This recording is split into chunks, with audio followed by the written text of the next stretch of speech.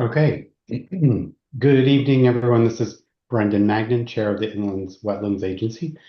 I'm calling to order the regular meeting of the regular meeting of the Inland Wetlands Agency for November 5th, 2025. Lisa, could you please read the roll? Daniel Bediger. Aye, here. Ranjit Bahav. Brian Black. Here. Jim Connors. Here. Matthew Connors. He's excused this evening. Brendan, As is Steve Munson. okay. Nick Ritchie. Here. Julie Valvo. Here. Buddy Field. Here. Ray Gradwell. Here. Brendan Magnan. Here, thank you. Mr. Bave just entered the room. Here, thank you. Hi, Commissioner Bobby. Hello, good evening. Mayor Rose, just keep me honest. Do we have a need to designate an alternate? Let me just count. We do. Mr. Munson and Mr. Connors are absent. Right. So Mr. Field and Mr. Gradwell, could you please serve as voting alternates this evening? Certainly, Mr. Chair. Thank you. Yes, I will, Mr. Chair. Thank you. Okay, good evening, everyone. This evening, we have first on the agenda the, let's see, pardon me. I'm sorry, I'll share that for you.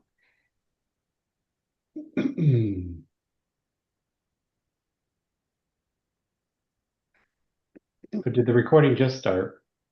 The recording did just start. I apologize. We were live streaming. Okay. You- We don't need to redo the attendance, or do we?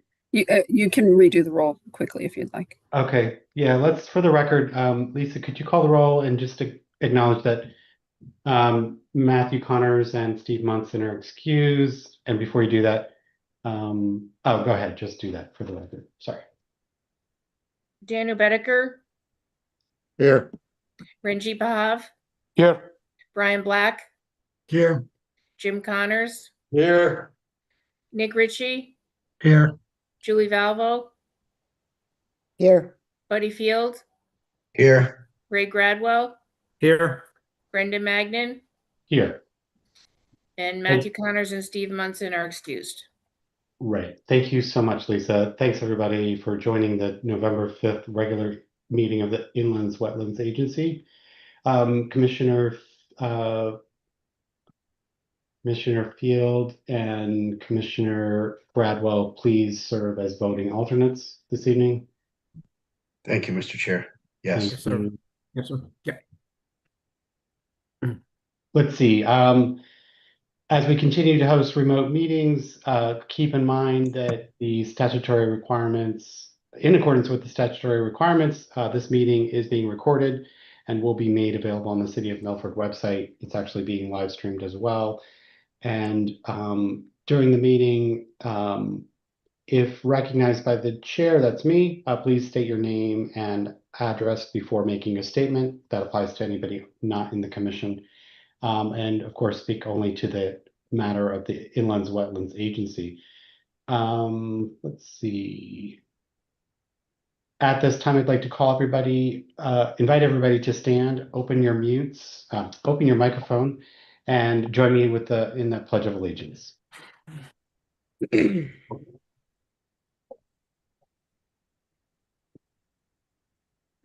I pledge allegiance to the flag of the United States of America and to the republic for which it stands, one nation, under God, indivisible, with liberty and justice for all.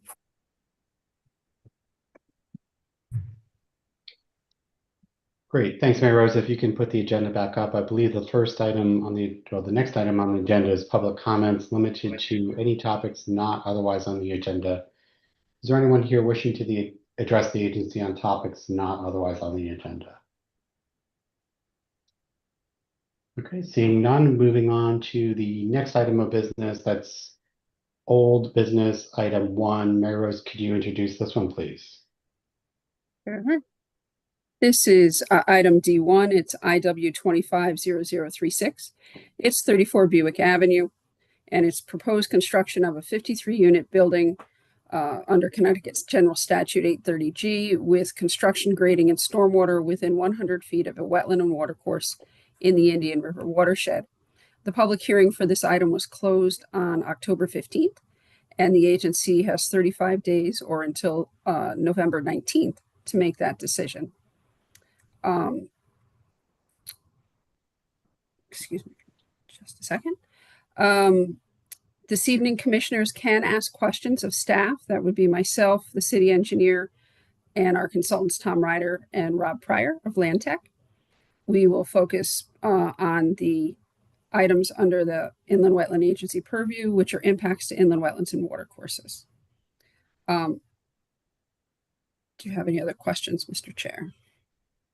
Mayor Rose, just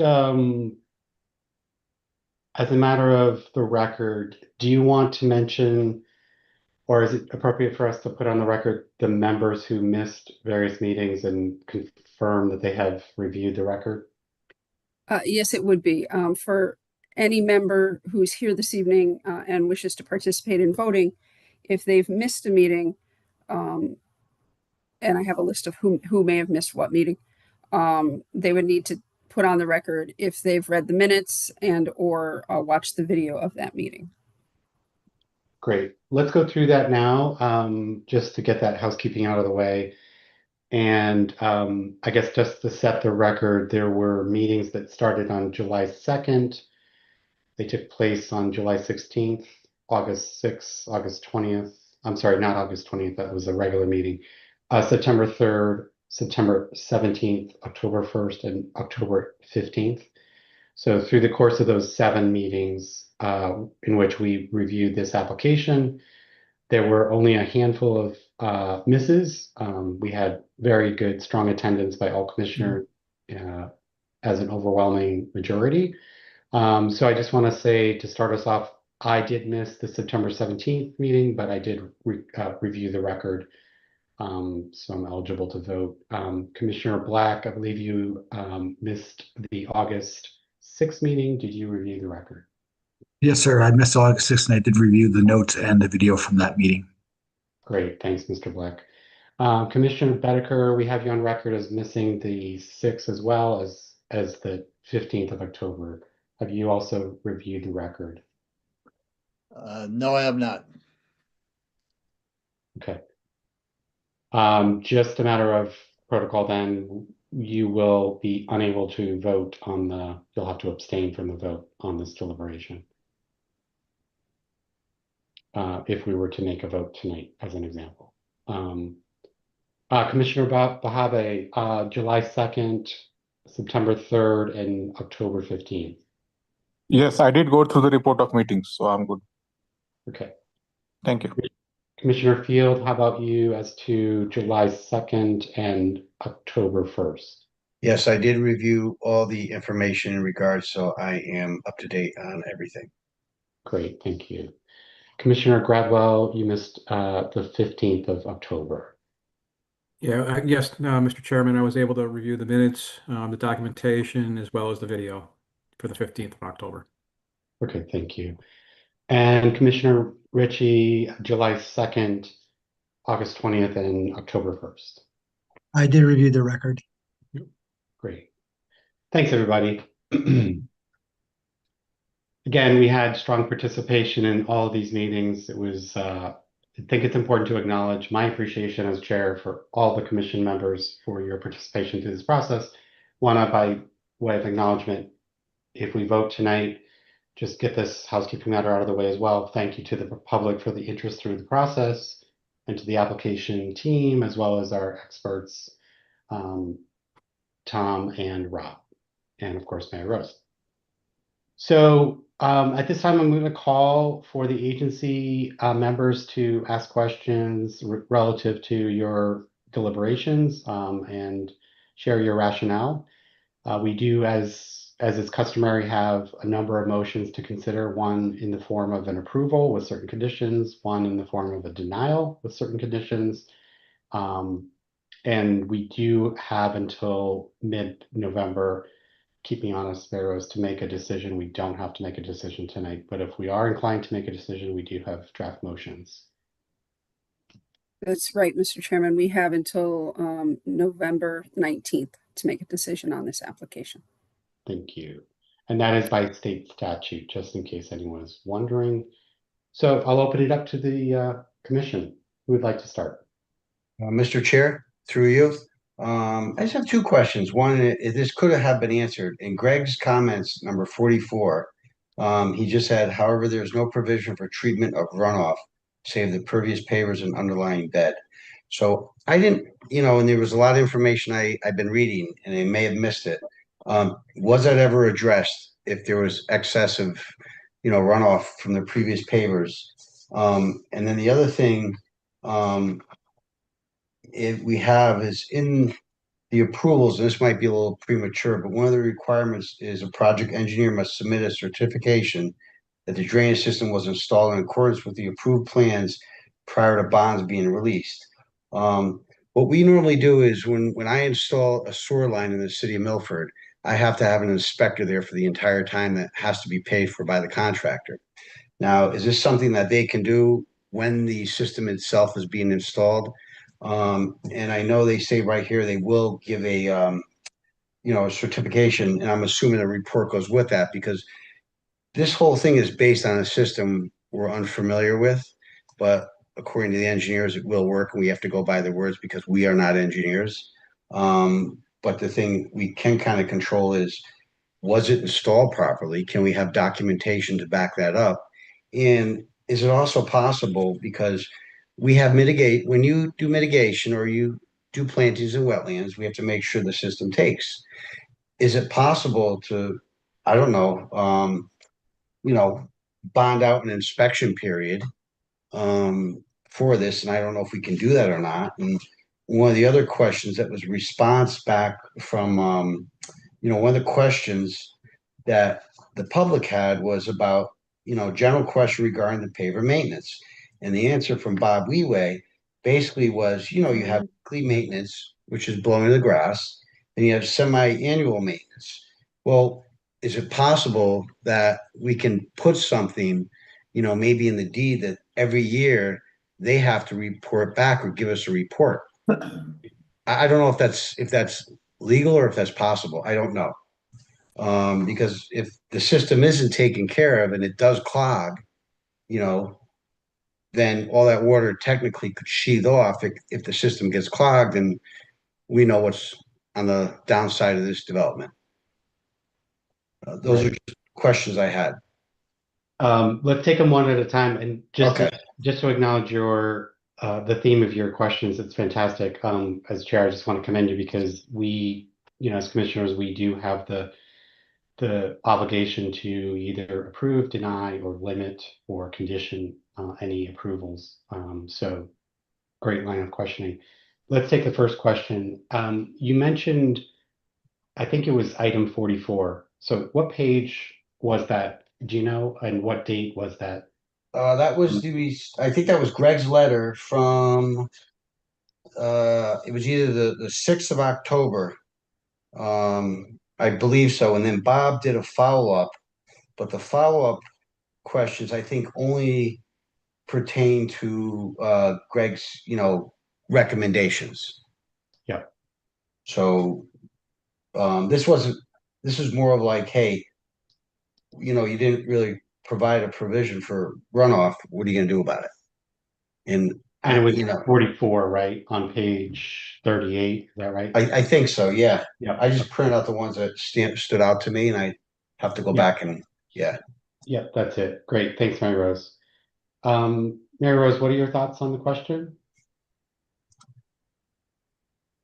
So there was a 4-part question, comments regarding excessive runoff from the pavers. The city engineer was concerned about pavers clogging in cold climate, etc. And that was answered by Mr. Weway, I believe, in his letter. He said that it doesn't freeze. I have trouble understanding that. Perhaps Rob or Tom can answer. but that was the answer from Bellegarde Pavers and from Mr. Weiwei. Right, Rob, I could give you the floor. Rob Pryor, one of our engineering technicians or professionals. Thank you. Go ahead. Sure. So I guess there's two parts of the question. There was the discussion about when there's excess. First of all, there's a discussion about like there's no treatment except for the pavers, and the paver system is the treatment system. And you know, it contrasts to other types of stormwater management systems in that the you know, much of the time you'd either see like if there was an underground chamber system, you'd see some kind of a pre-treatment where the water would go through some kind of like a hydrodynamic separator to pre-treat the runoff before it went into the sort of the infiltration part of the system. Obviously with pavers, there's no way you can't pre-treat the runoff because the runoff goes directly through the pavers. There's no way to pre-treat it. And the DEP stormwater manual acknowledges that pre-treatment is not required. As far as the concerns about freezing, you know, the idea of freezing that as far as that freezing would require that would make the system not work. I want to say that the idea here is that because it's so porous, the pavers and the materials below the pavers, that the water doesn't have any time to really stay any place for long enough that it would freeze solid. And just the mere so that freezing wouldn't act to plug up the system. It would basically, the water would get down. If the water is liquid enough to get down into the paver system, it's going to get down through the paver system into the underlying soil. So it's not going to freeze, you know, on the surface of the pavers. I'm trying to think what you know, what else? I mean, again, you know, the paver system as a treatment system, as a stormwater quality treatment system, is acknowledged by the state as a, you know, a primary treatment methodology that they accept. So I think, you know, I heard that, I see the question, I saw the comment, but I'm not sure that it particularly applies to the system. And you know, again, I understand it, but it's not, I don't think it's as applicable to this system as it might be to other types. Mayor Rose, any other thoughts on that? No, I agree with Rob. It is shown in the manual as a method of pretreatment and system. I believe Mr. Weiwei's testimony was that the contaminants get locked up in the gravel, the bedding surface around the pavers, and that, you know, as that is blown out or cleaned out and taken and disposed of, that any contaminants go with it there. No, I think that's right. Okay. Mr. Field, do you want to comment on that response on the first part? No, that's a great answer, and it answered my question, which basically all boils down to maintenance of the system. Right.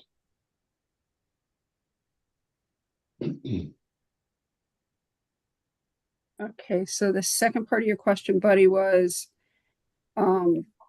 if it was to be approved, you'd want to have an engineer oversee the installation of the paver system to ensure it was installed properly? Is that? That's correct. Okay. Because if it's not installed, listen, you can have the best intentions on paper, but if it's not implemented correctly, especially in the field, it's, you know, and even Bob has said, you know, a lot of times, you know, if the system is installed correctly, it works great.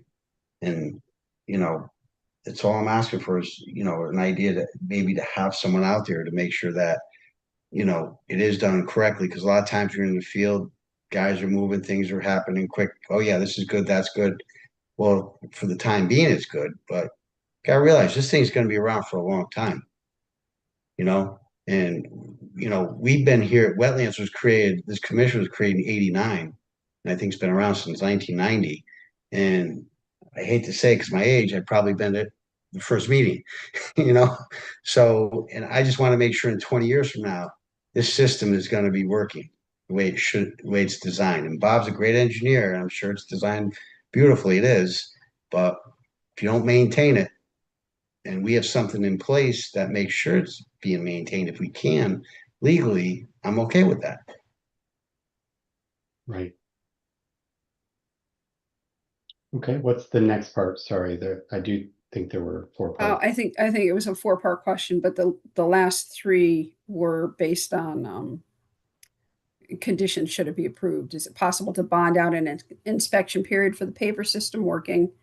And then the 4th one was in general question regarding paper maintenance.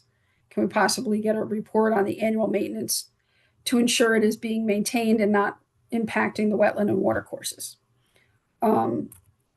We typically, the wetland agency permit has a runtime. You know, we approve something for 5 years. It can be up for another 5. Once the permit's taken out, it's supposed to be done in a year. It can be a larger project. It can be extended for more than a year. But the goal in having it done in a year is to not leave the soils open next to the wetlands and have the disturbance next to the wetland for longer than a year. So we have bonded things when we've done mitigation. We've bonded for 3 to 5 years to make sure the plants get up and everything's, stabilized and working appropriately and not taken over by invasives. I guess theoretically we could include in that mitigation and maintenance bond inspection of the paver systems to ensure that they're getting their regular maintenance. I believe the manual called for weekly blowing with a blower by like a landscaper blower, and then monthly or quarterly checks to make sure there was no spots that weren't draining, and then annually doing a test to make sure it was working. Maris, if I could, I'd like to add to and advocate for what Mr. Field is speaking to. I think the question he asked about the deed is also one that we should contemplate. So if we were inclined to approve this, given that this is a best practice solution, it's in the best interest of the owner, no matter who that owner is, in a perpetuity manner, would be obligated to maintain it so that it operates as designed. So I think we should make sure that the deed owner has an obligation to do that annual maintenance.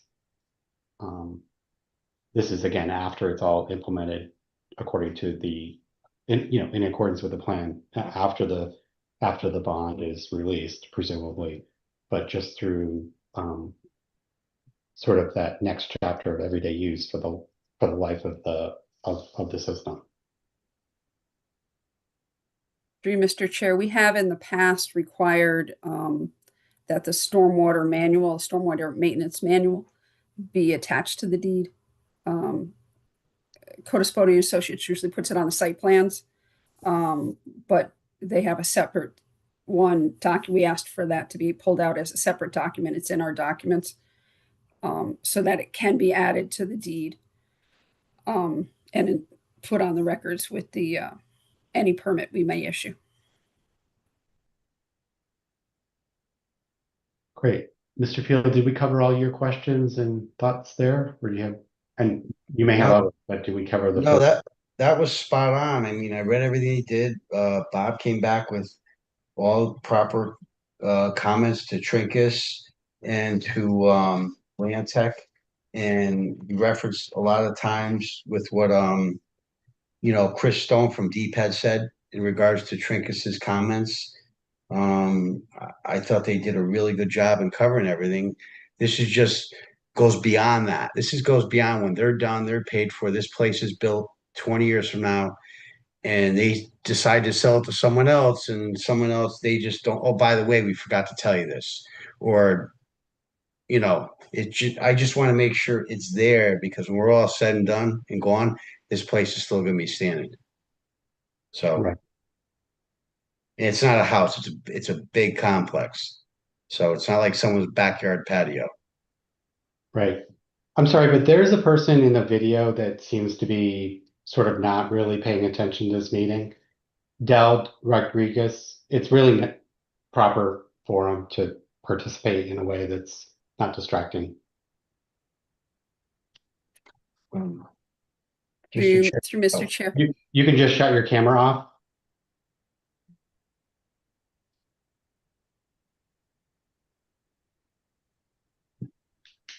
There we go. No, Mr. Chair, I think everything is, other than that, they've addressed everything, I feel. Thank you, Mr. Field. Well, Who else would like to deliberate in the same? Brandon, I totally agree with Buddy. I think he's covered it 100%. I really can't add a whole lot to his questions. Okay, great. And he's 100% right. It's got to work.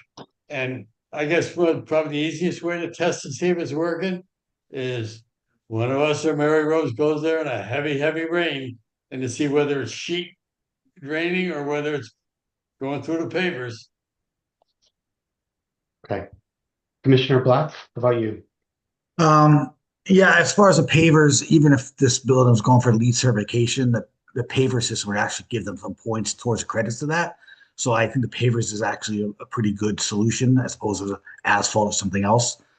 I thought they did a good job with some of the other options here. But the one thing that's still getting me is the drainage pipe coming from Sunny Court that wraps around the east and outflows into the head wall. I understand the answer from the city of Milford. They didn't want to take responsibility of filtering that, and they told the applicant that they couldn't, or somebody they couldn't. It still bothers me that water's coming out of that pipe into the head wall with no filtration.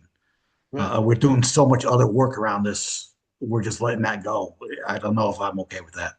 But that water is coming through that pipe right now, unfiltered, and It doesn't. That pipe doesn't go into the head wall. It just goes from. Well, it goes into that brook, and it's not. No, this is the pipe that's coming off Sunny Court that's wrapping around the property. Right now, it's the city running it through their property, and I have the same situation with our complex, where the city runs their water through my property, and they could care less. Right, that's fine. But do we care that this water's getting into the Stubby Brook unfiltered? Right, I understand your question, Mr. Black. Mr. Chair. Yeah, Rose, do you want to comment on that? Through you, Mr. Chair, I reviewed it with the city engineer and with Public Works Director. The type of filtration system they would be putting on is not one that we normally take care of or maintain, so they don't want to take on the added expense of having to clean a manhole filtration hydrodynamic separator. It's not something we currently have equipment for or do. Right. Mr. Field, did you want to add to that? And I don't know if this is something we can request or anything. If the pipe goes through the client's property, can a storm scepter be put on the client's property? And one of the conditions of approvals be that they maintain that, or would that be a liability that they unjustly take on? I just don't know. And I think Mary Rose would have a better understanding and answer to that. Because you're running city water through a private property back onto city property. So, sometimes, yeah. My personal opinion, just hearing this discussion is, we've gotten the guidance from the city engineer, and that's what we have to follow. Okay. So I think that's a constraint that we have to live by, Mr. Black. I do think that it's a valid question, but to Mr. Connor's point, it's substantively no different tomorrow than it is today. Right? Yeah, and good question. Does the city have an easement for that drainage pipe through that property? No, Mr. Chairman, they do not. They have an easement up to the property. which is where the pipe discharges, Not go through the property. not to So go through the property. technically, doesn't the city need an easement for that? It's been that way for quite a bit of time. Oh, I'm fully aware of that. I have the same Yeah, scenario. let's focus on, On wetland, I on what don't we want to can. talk about easements. That's not our forte. Okay. Mr. Black, if you have any other thoughts, do you want to share them now? No, I think I said my piece. Okay. How about Mr. Gradwell or Ms. Valvo, or I don't know, pick on you guys, but who's next? If you don't mind, Mr. Chair, I do have a couple questions. Maybe this is kind of a question for Mr. Pryor.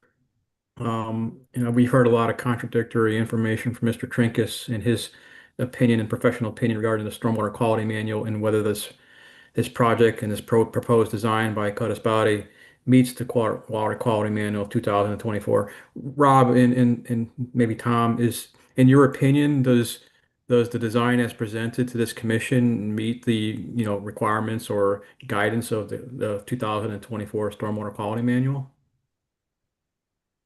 I would say it does, and I think that the overriding sort of premise behind the stormwater quality manual is that if you fully infiltrate the stormwater quality volume, you've met the requirement, you've met basically the treatment and water quality requirements of the manual. I think Mr. Trinkus disputes that premise of the manual. Mm-hmm. Basically, I don't think he believes that if you infiltrate this full stormwater quality, you don't have to do any other treatment. But that's what the requirements of the stormwater quality manuals say. So, if he doesn't believe that, he probably should get the stormwater quality manual changed. But the rules that we live by, based on the rules that we all live by, they meet the rules. Mm-hmm. Gotcha. And through you, Mr. Chair, I did listen to the YouTube video, and I did see where Mr. Weiwei had addressed one of my comments and concerns regarding the water discharging to the wetland in and adjacent to Stubby Brook, which I thought was a good presentation on his part and the applicant's part. My one last question, I guess I did see that Mr. Ryder did recommend in the upland review area, he did recommend a meadow in lieu of some native or a natural succession plantings. Maybe a question for Mr. Ryder, in your opinion, which would be better in this situation in and adjacent to the Stubby Brook and in that upland review area? Yes, my point originally was that they had left it open in their, I think it was their site plan. I don't know exactly which site plan it was, but they said it was can either be done to natural succession, which would therefore go to shrubs into mature trees, or they could mow it routinely, like once a year. Typically, that's done in the late fall, such as right now. Both have their advantages. I think I made a comment. I know I made a comment in the last meeting. My point was there that if you have a meadow, you have a dense understory, and you have good primary productivity from that understory, and therefore any sheet flow would go through a dense herbaceous layer prior to going to the brook. Whereas if you have a mature canopy, eventually, a lot of that gets shaded out. And therefore the herbaceous material cover would be less dense. Gotcha. So that was where I was going with my reasoning. Gotcha. Okay. Cool. I think that's it, Mr. Chairman. I think they addressed, during the presentation from Mr. Weiwei and his staff members and the attorney Crusaden, they addressed my concerns during the presentation and during the follow-up information they presented. So thank them for that as well. Thank you, Mr. Gradwell. Appreciate that. Anyone else?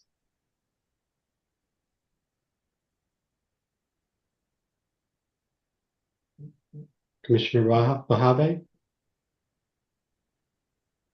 Yeah, I don't have any additional comments or points to discuss. I think this has been discussed in great detail, and I agree with the observations. And I think this will be a good project, I guess. I don't have any more comments.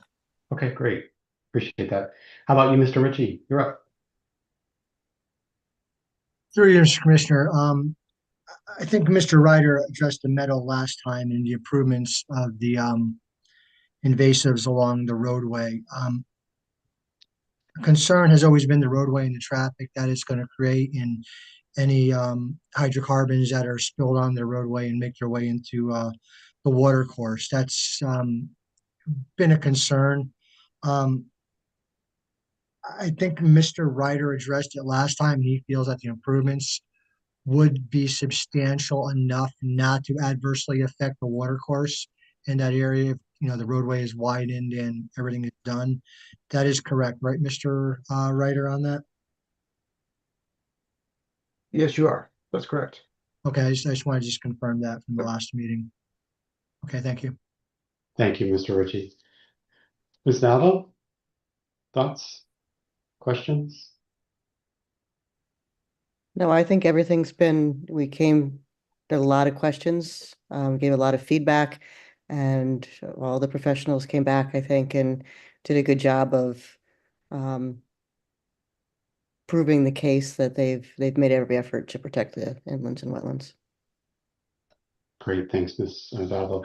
I would just like to add to that last part, and especially to the point about the road construction in the area in and around the wetlands, not so much the paver component, but I would like to commend the applicant team and Tom Ryder for your expertise in coaching and guiding and addressing some of the foundational questions we had and the concerns we had there. And Mr. Ryder, I believe you testified in the last meeting that you felt like Mr. Pops and Ms. Benno's expertise were brought to bear and that there will not be any adverse impacts on the wetlands, and you feel like the overall design revisions through this process have resulted in a net sort of improvement in the design. Is that correct?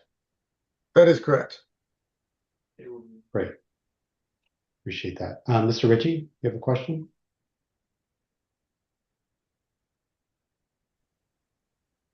Sorry, I'm clicking like crazy over here. Sorry about that. I just want to just double check one thing. I think we kind of agreed on the meadow rather than the canopy on that. I just want to clarify that, as the meadow would be a better system to, filtrate the water going in there. Is that in there anywhere, or I kind of left that in the air? Mr. Black's question, Commissioner Black's question. We're going with the meadow, correct? Through you, Mr. Chairman, I believe the final plan had, I think it was the meadow. Had the meadow as okay. I just want to double check. That's it. All right. Yeah, draw number LP.1, the last sheet, page 31 does show meadow. Okay. Pardon me while I scroll. Mhm. I might have gone too far. Number 31, you said?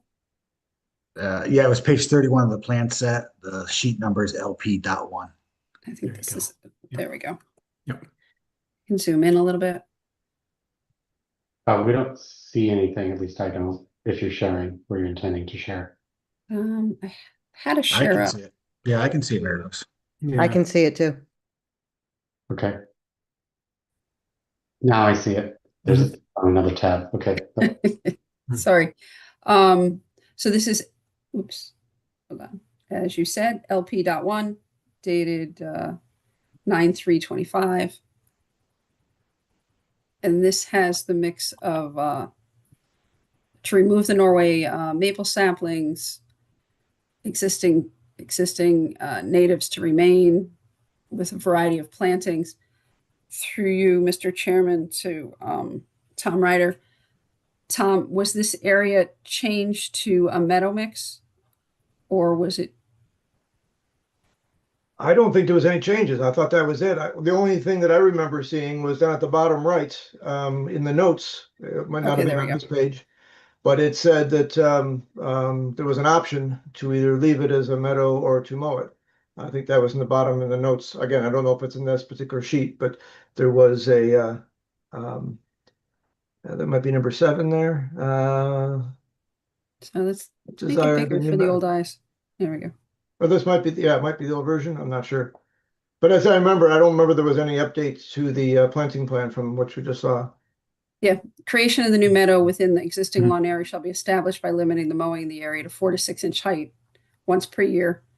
During the winter, we had discussed fall, winter to not bother the overwintering species. Right, and there's a note there. If desired, the new meadow may be allowed to revert to naturally to woodland habitat. So that's where the option was. That's what I was referring to earlier. Okay, and it's the agency's preference to leave that as meadow habitat.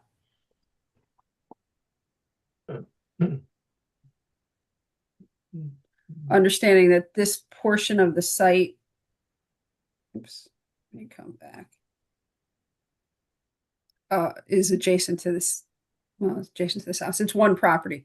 It's adjacent to this house. So you would want a caveat on the approval that this is mowed once per year to remain a meadow.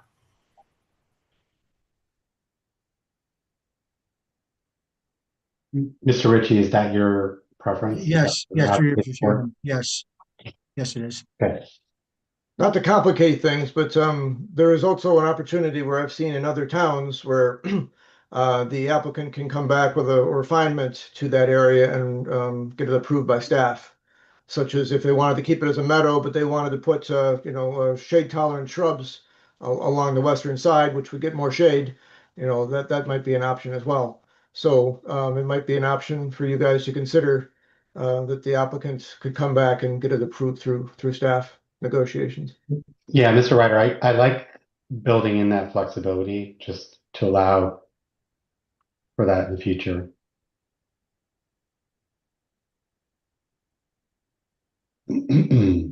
So something along the lines of the mitigation area on sheet LP1 is to be mowed once per year to keep the meadow habitat. Owner can present alternate plans to staff for modification. I think that's something that comes down the line if somebody someday wants to puts a shade tolerant habitat in, they come in, they bring it in, I bring it to you under a report and you decide if you want that or not. Yeah, that's fine. Yeah, let's keep it simple. Okay.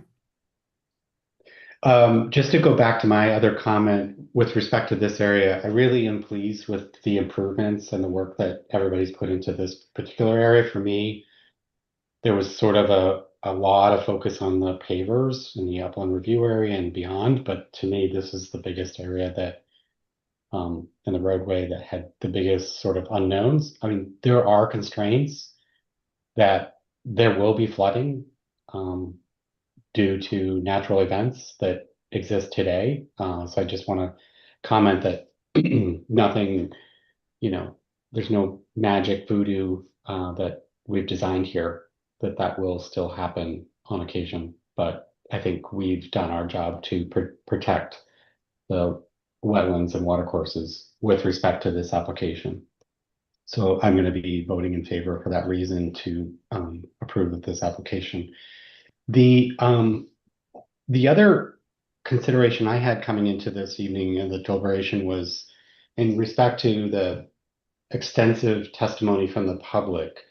There was one testimony from Mr. Silver that sort of resonated with me in particular around his concern with respect to the compaction, the soil compaction in the area during the construction and implementation. And I believe the engineering plans have been sort of modified to address that there will be attention paid to that during the sequencing process.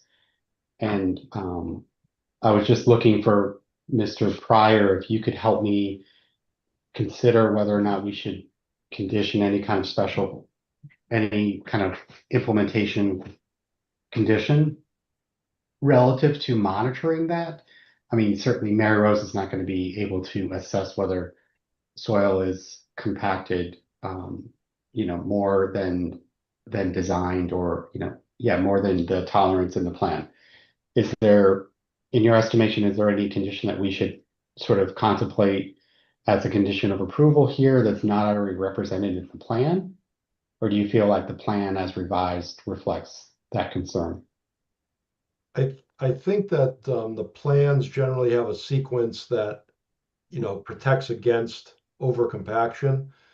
But I think this kind of goes back to something that Commissioner Field had talked about having a third-party inspector on site during the installation process to kind of make sure that all those things that the engineer said they were going to do, that the contractor actually does. And so that you'll end up with sort of multiple layers of certification.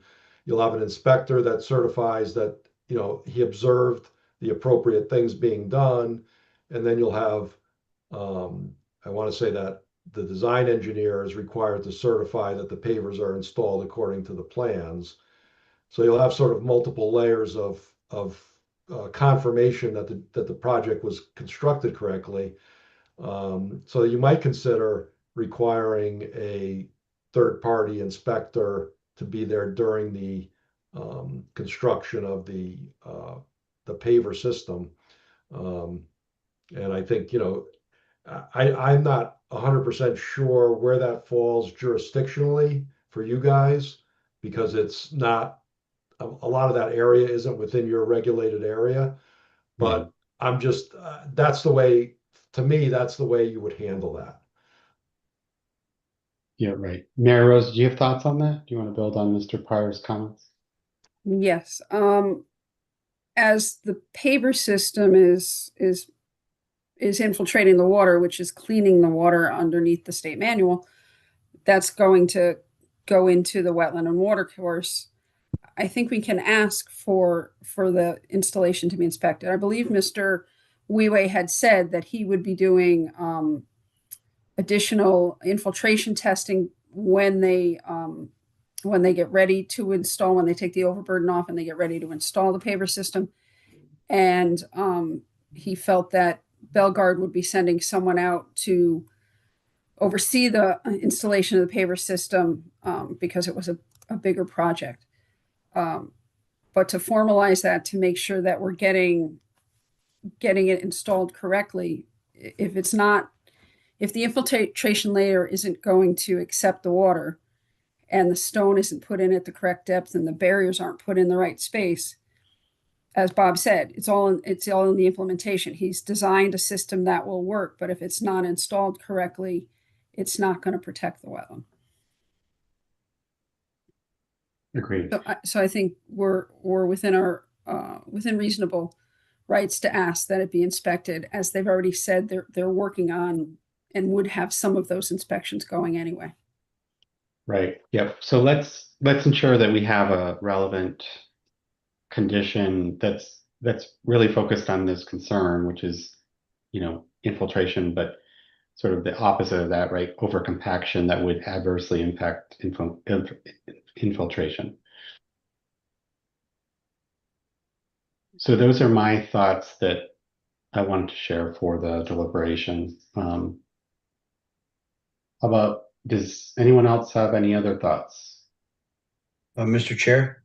Yes. I'm just reading, the draft we have for the approvals, and of course, we're fine tuning at this point.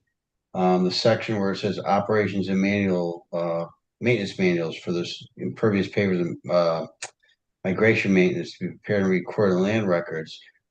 Is there somewhere in there we can also state that, they kind of have to give evidence every year that it is being maintained? Like they have they're going to have to hire a vac company, and they're going to have to pay them, and they'll get to get a receipt, or just type up a report from that company, say, yes, it's been maintained.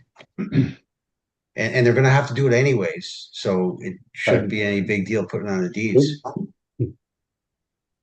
I would agree with that suggestion. Mary Rose, do you have Any concerns about that, or do you agree, or? The only concern I have is the ongoing monitoring of that. We don't have once a project's completed, and done, and we've released the bonds, we're monitoring all sites in town that may or may not have wetlands on them to make sure that there's no issues going on with the wetlands. But I don't know the mechanism to make them do it. I if think, they're not yeah, I think doing. that's a constraint or a limitation, but I think Buddy's suggestion is fair, that we should obligate under the deed, the owner to perform such maintenance and maintain records. The operation manual does that, Great. but I'm pretty sure it calls for records, and I can find that. Okay, I think It we've says covered that- the bases there. Right. Sounds like. Thank you. Thank you. I believe for the length of time, the agency needs to determine if the length of time they wish to monitor the mitigation, and Mr. Ryder can weigh in on what he feels would be appropriate to monitor that mitigation meadow. For the length of time we're monitoring the meadow, we could require those reports. Typically, for a meadow to establish is 3 years. In order to make sure that everything is fully established, you probably want to go 5, but I don't know if that's excessive for this small meadow. That's kind of up to your discretion, I guess. But typically within 3 years, if an area is going to be established or not. And then during that final report on 3, or during that annual report on 3, there is usually provisions that says we're going to fill in these areas or whatever to rejuvenate it, any areas that weren't established. Are you asking about long-term monitoring as well, Mary Rose? I'm asking for both. What would be your recommended, if you were designing this, what would be your recommended length of time for mitigation monitoring, and rolling in the monitoring of the maintenance of the paver system? Well, what I've done in the past and other meadows that I've created is just that. We've gone for either 3 or 5 years, depending on the size. And then what I've done is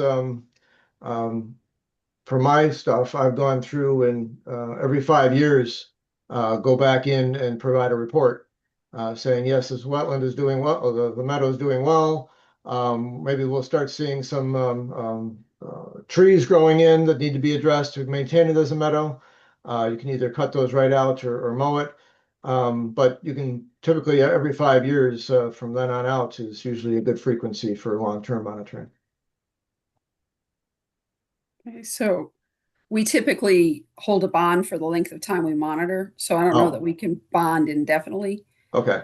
We can ask that it be maintained, looked at every 5 years, but kind of like asking for the receipts for every time they clean the parking lot.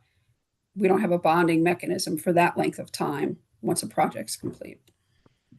Well, in my opinion, if the meadow is established in 3 years, and they're going to be doing their mowing as part of their routine maintenance, that automatically takes care of the woody vegetation encroachment. So I think I don't know how you would enforce that it's mowed annually, but I guess the monitoring itself would probably end after 3 years from that perspective. And so, Mr. Chairman, it comes down to the agency's pleasure if they want it to be 3, 4, 5 years. Yeah, I mean, I think as this agency is typically operating under precedent, we should be consistent and fair with similar applications of this nature. So, Marrow's, kind of defer to you if you feel like 3 is typically what we do. Sounds like it is. We should just do that. That would be a suggestion. Yeah, we've done 3 years, and then we've had a caveat in there that if the design criteria for the meadow, if you don't have 80% or 90% establishment in 3 years because of something, then the bond is held, and we go an additional period of time until we get an established. The goal is to have a stabilized area next to the wetland. I think that's what I was actually trying to say is you have 3 years, And then during that last report after 3, if they say, we're having some minor areas that we're revitalizing, or maybe we only have 80% cover, then, it's up to the staff to recommend, or the commission at that point to recommend that they go another 2 years for monitoring to make it fully established. Okay. Yeah, that is our standard. Okay. That sounds great.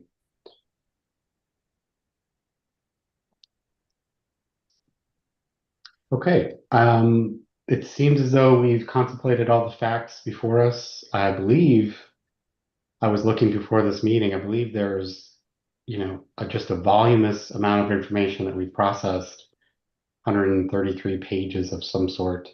That doesn't really even speak to it. It's just a lot. So kind of going one last time, are there any other considerations that we need to talk through here as it relates to any limits or conditions that we want to contemplate on approving this matter? And I guess, is there a motion to make that decision tonight, or is there any? I think we should make the decision. Great. Yeah, I agree, Mr. Chair. Mr. Gradwell, did you want to say something? Yeah, Mr. Chair, I'm ready to make a decision on this too. I can make the motion. Okay, go ahead, Mr. Gradwell. Please do. I just want to make sure that the additional items that we had discussed tonight get included in the conditions of what we have already prepared. Mr. Chairman, would you like me to share the motion on the screen? In other words, you've kind of typed those as we've talked, right, Mary Rose? So Right. What motions I've added is that way, Julie, you can read those supplemental motions from the screen once we get to that part. Is that what you're suggesting, Mary Rose? yes. Yeah, that sounds good. There are many. We're gonna give you the time to read from cover to cover the conditions that go along with this application. Okay, give me just a second because I've lost my share. That is a long motion. You may need a cup of water, Julie, as you get through it. Good idea. Got it. All right. Good. Good. I think I'm sharing them. Am I sharing them? No. Not yet. All right, because the little box didn't come around it. Okay, hold on. Now something's coming up. Yep, there you go. See it. Is it there? Yep. See it. All right, let me make it bigger. Thank you. And then I'll try to follow with you. Okay, and then you've added at the end, Mary Rose? I've added, just for everyone to see. Let's go here, if we can make this smaller.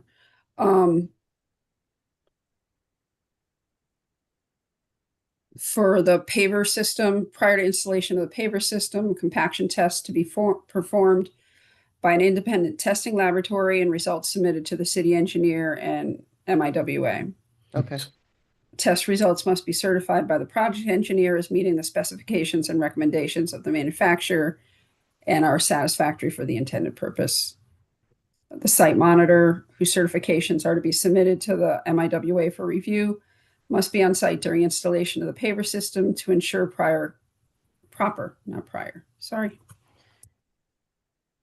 installation. Weekly reports with photo documentation of each cell and barrier are required to be submitted to the MIWA.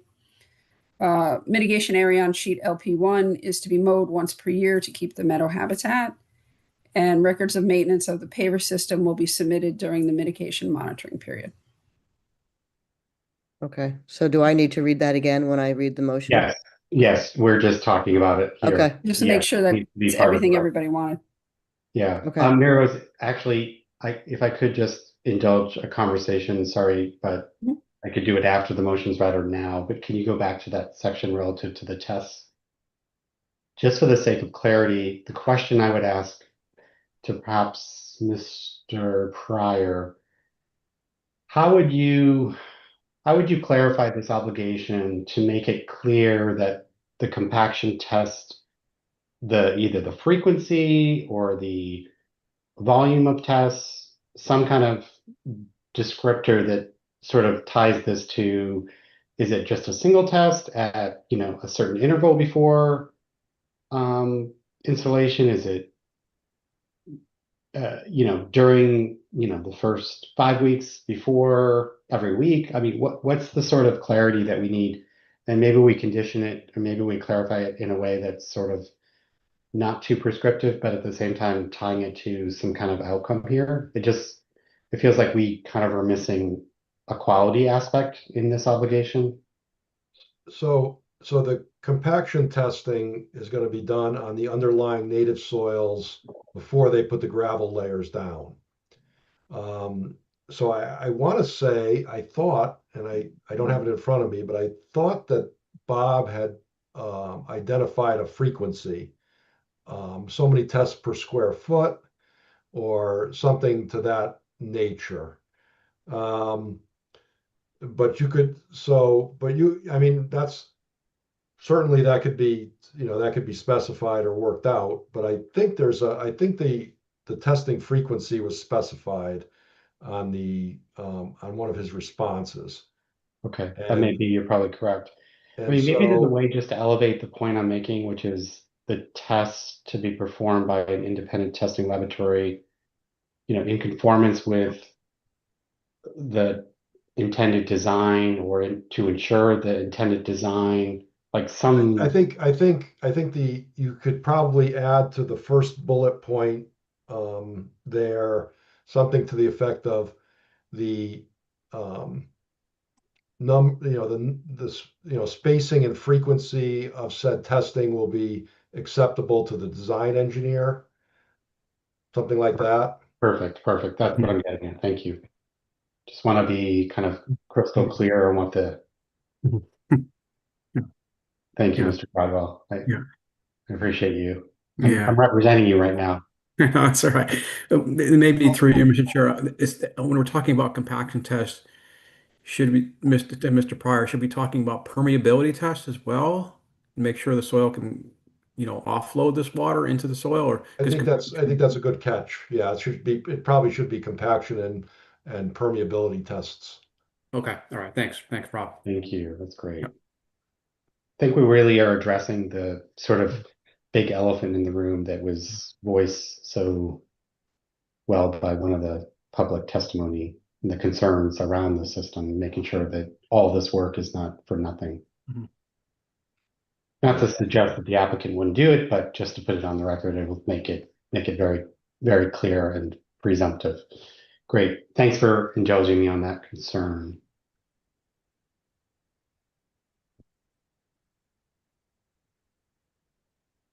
Okay. Let's go Ready ahead. for our motion? Mr. Chairman, after duly considering all relevant factors, I move to approve application IW-25-0036, 34 Buick Avenue, based on the plans on file, including proposed site development plans, 34 Buick Avenue, Milford, Connecticut, by Coda Spody and Associates and Greg Wees and Gardner Architects, LLC, 13 sheets dated 5/29/25, revised to September 26, 2025. Wetland Mitigation Plan 34 Buick Avenue, Milford, Connecticut, by Environmental Land Solutions, LLC, 1 sheet dated 9/3/25, revised 9/24/25.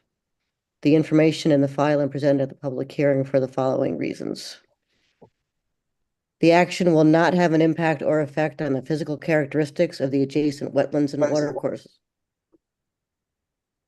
with conditions including the permittee must submit a construction plan prior to taking out the permit. Soil erosion and sedimentation controls as outlined on the plans and in the Connecticut DEEP 2024 Erosion and Sedimentation Control Guidelines must be installed and maintained on the site until the property is permanently stabilized. Wetland notification to be placed on the as-built to give notification to property owners that permits are required for the MIWA to work on the site. Documentation to be submitted to the MIWA office prior to bond release. Compliance with the city engineer's requirements for stormwater and snow removal. These conditions are to be made part of all contracts and subcontracts for the demolition and construction work on the property to ensure that workers are aware of and abide by the approved plans and conditions. If the permittee owner chooses to change the professional consultants and contractors on the project, they must notify the agency 15 days before the change. The professional consultants and contractors must meet with staff and review the permit conditions before working under this permit to ensure that they are familiar with and understand the permit conditions and requirements. The site contractor responsible for the erosion and sedimentation controls must do inspections daily and in preparation for and after storm events. Issues noted with the erosion controls must be addressed immediately. The permittee must retain an environmental monitor, which must be approved by the MIWA office prior to starting work, to inspect the erosion and sedimentation controls weekly and within 36 hours after a 1-inch or greater precipitation event. Issues noted with the erosion controls must be addressed within 24 hours of the inspection. Signed reports to be submitted to the MIWA office. The permittee must submit a certification by the project engineer that the completed project meets the design intent of the approval prior to bonds being released. If dewatering is required for development of this site, the erosion control inspections by the approved environmental monitor must be conducted and inspection reports submitted daily during dewatering to ensure protection of the resources. Stormwater treatment must be installed as approved on the plans unless any changes are approved in writing prior to making that change. The project engineer must submit a certification that the drainage system was installed in accordance with the approved plans prior to bonds being released. The operations and maintenance manuals for the pervious paver system and mitigation maintenance are to be prepared and recorded on the City of Milford land records with the property documents. Draft calculations for the construction and mitigation bonds must be submitted for review a minimum of 90 days before taking out the permit.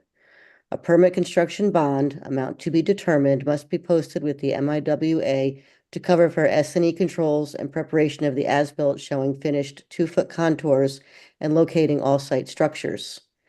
A mitigation monitoring bond, amount to be determined, must be posted with the MIWA prior to site disturbance for mitigation plantings and a minimum of 3 years of mitigation monitoring by a professional wetland scientist approved by the MIWA with reports to the MIWA on the initial planting and at least twice a year for a minimum of 3 years.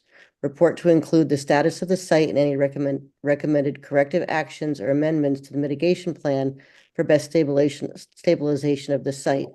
If there is recommended corrective action, there must be an inspection and report by the professional wetland scientist within 1 week of the corrective action being taken. If the site has not met the criteria as outlined in the plan by or at the end of year 3, the bond may be held for an additional 3 years or until such time as the site meets the design criteria, whichever is later, with reports continuing twice a year to confirm status. Prior to installation of the paver system, compaction and permeability tests to be performed by an independent testing laboratory and results submitted to the city engineer and MIWA.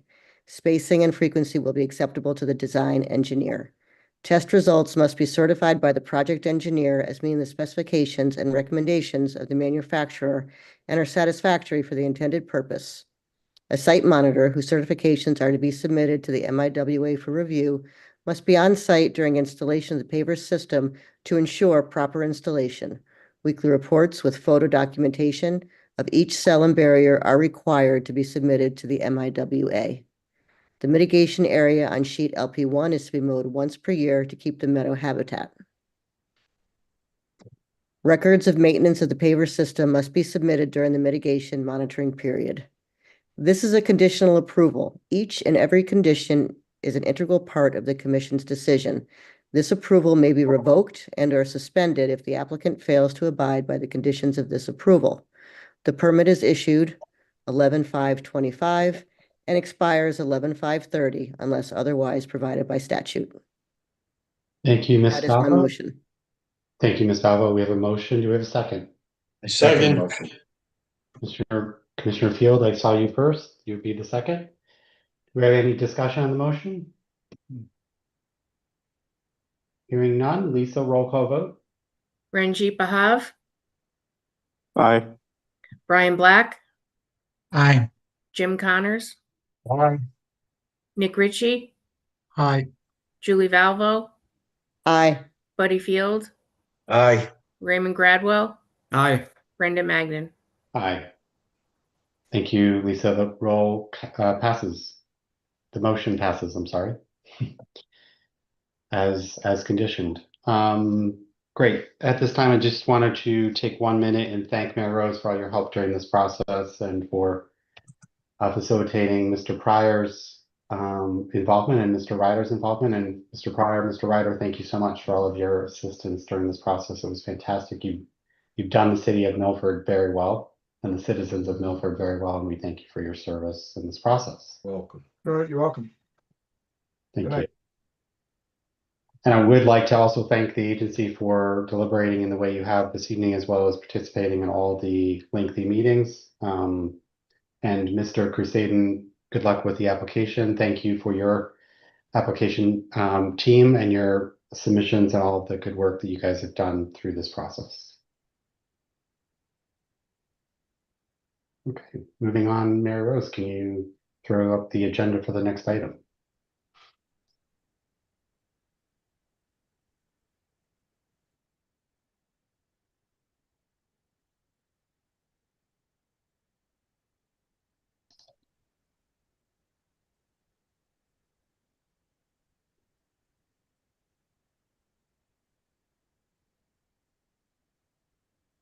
Okay. And do you want to introduce this one, Mary Rose? IW 250054? And you're on mute. This is item T2. It's IW 250054, 470 to 488 Wheelers Farms Road. It's a proposed redevelopment for a mixed-use community with construction, grading, and mitigation, with work in and within 150 feet of a wetland and watercourse in the Wetland River watershed. This is proposed by Wheelers Farms Developers, LLC, and is represented by Patrick O'Leary of Continental Properties and several other individuals. Continental is not here this evening. They did ask. They will be presenting at our next meeting, and they did ask if the agency could be polled to determine if they would like a site walk for this particular property. Hopefully my screen is showing. Mm-hmm. And this property is on Wheelers Farms Road. I go out a little bit more. Oops. This is the Milford Parkway. This is the Merritt Parkway. This is Wheelers Farms Road. The agency reviewed the Muse development several years ago, and most recently a development over here at 83 East Rutland Road.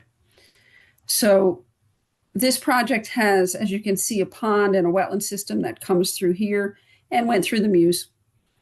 The project is to take down these two buildings and build one building here that will be a 55 and older with some amenities, including a pool behind it. And they're going to revitalize this pond area into a walking area and feature. There we go. Right now we have a big stand of Phragmites. There's a bunch of invasives. It's overgrown with briars and green briars and various things that make walking it and walking around it difficult and not an amenity to the building.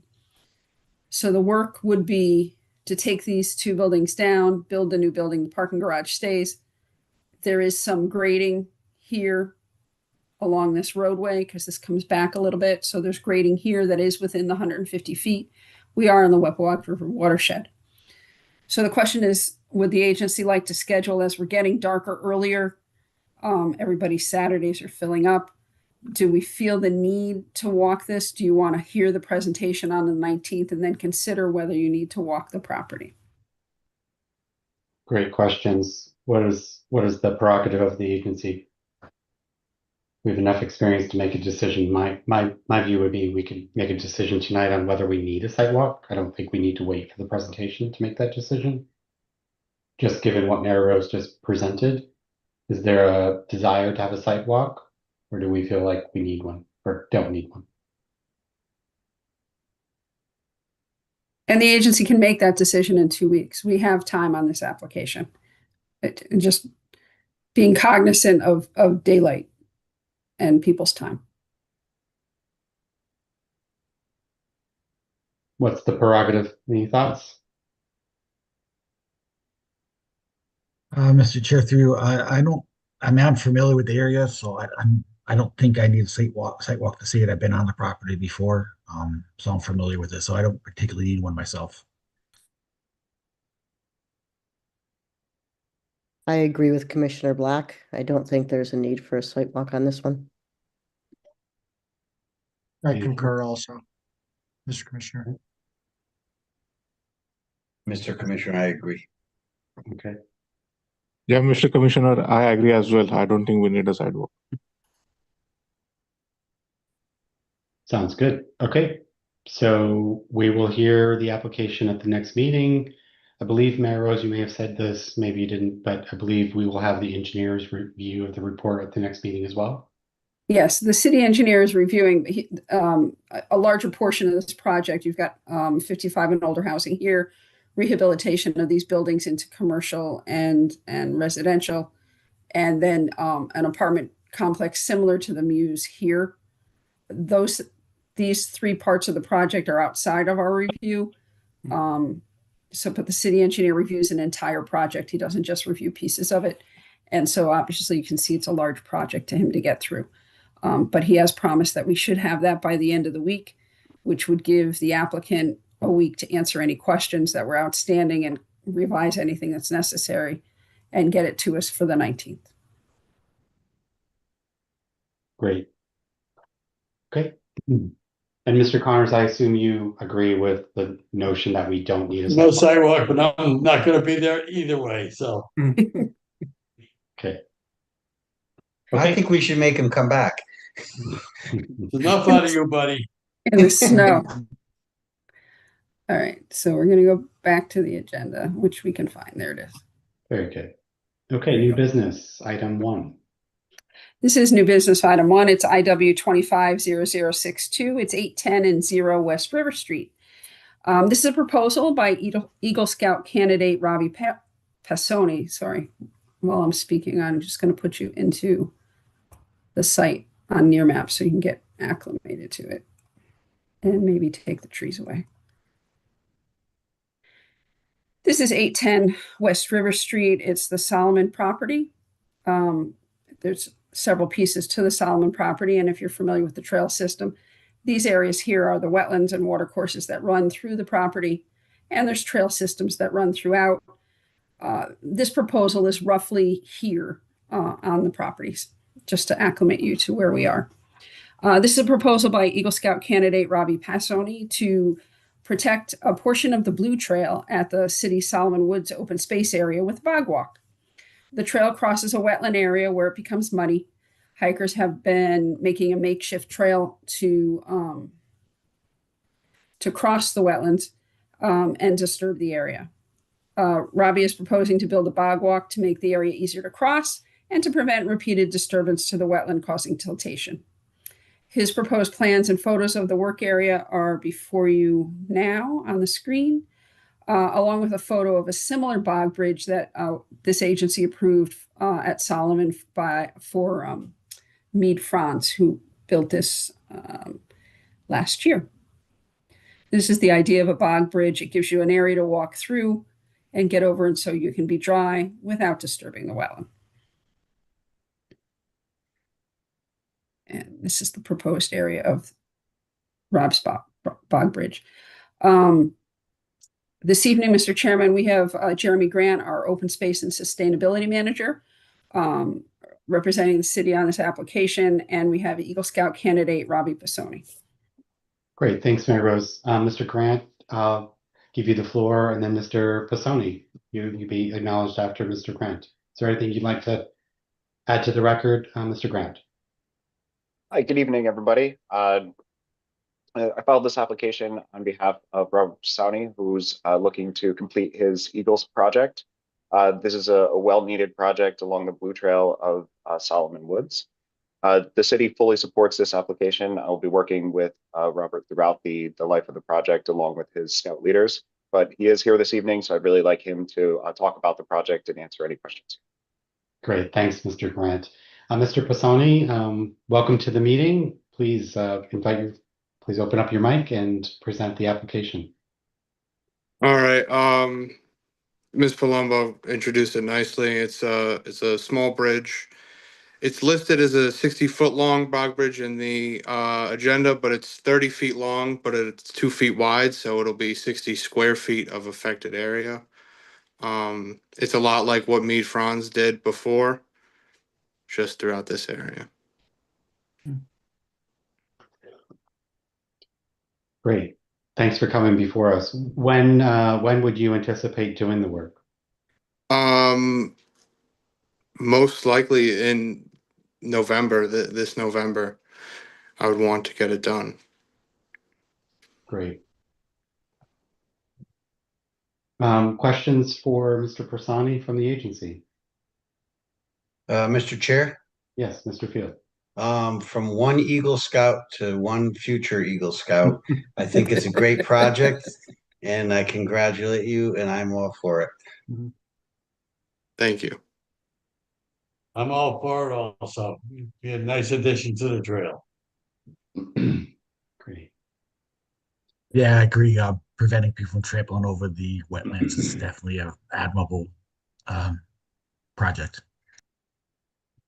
And Mr. Persani, how did you go about designing the, I see Mary Rose is showing the sort of dimensions and whatnot.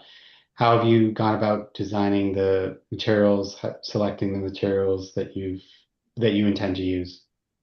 After speaking with Mr. Grant and going over what Meade Franz did before me, we kind of just put something together that I worked with Mr. Donegan, who's also here, I believe, in just making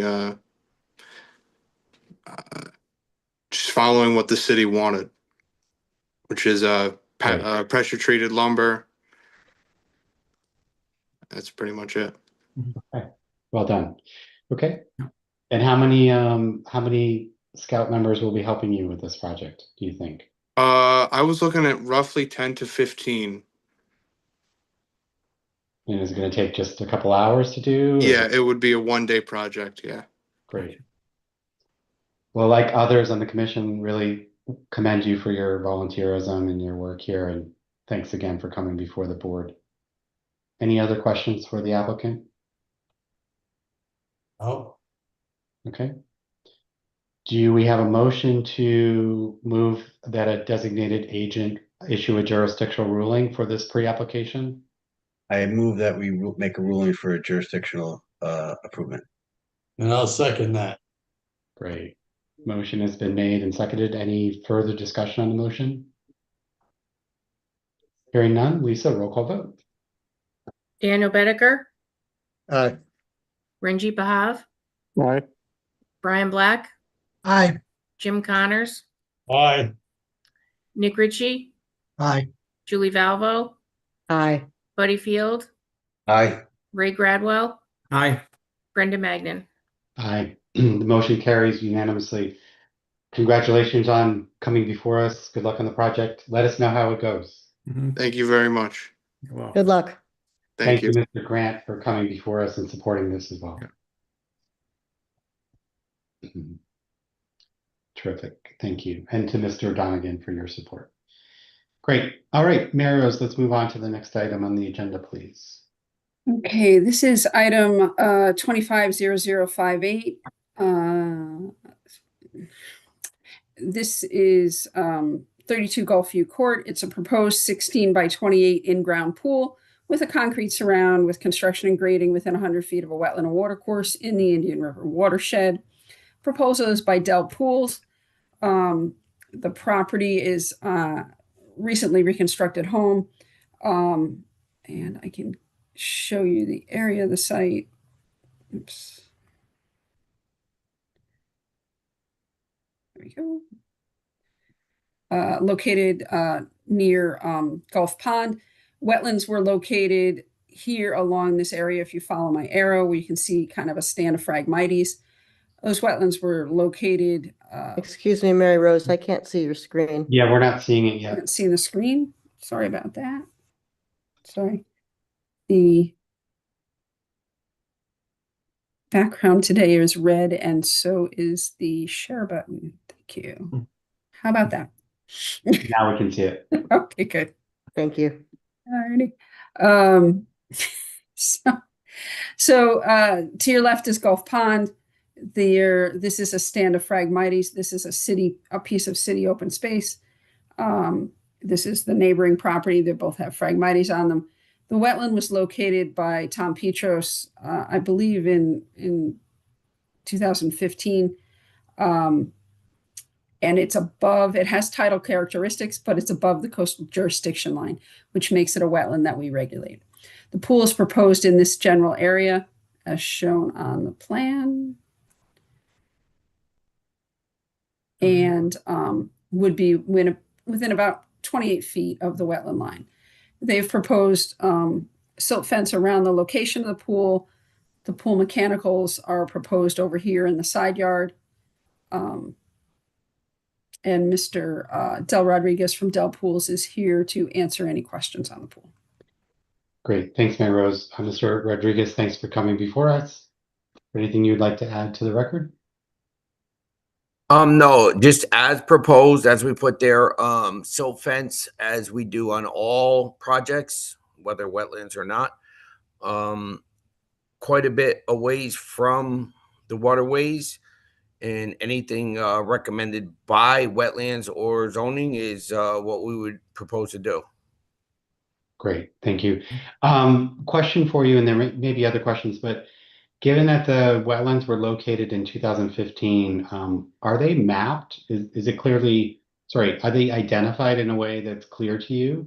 On his, I believe on his A2 survey, they are identified, and I double checked that, and Great. he resubmitted, and they are. Okay, and so you're clear of where those boundaries are and all of that good stuff. Great. Exactly. Okay. Other questions for the applicant? Through you, Mr. Chair. Del, excavated material from this project will be taken off site. Exactly.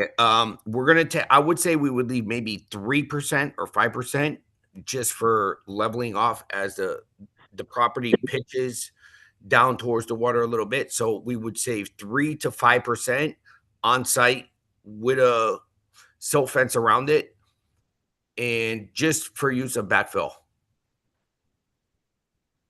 The rest of the material will be excavated off site. Okay. Just be aware you are in a flood zone and there's no fill in a flood zone. Understood. And when are you contemplating doing this, given considering this, or assuming you do get approval on this? When is it? If we do get approved,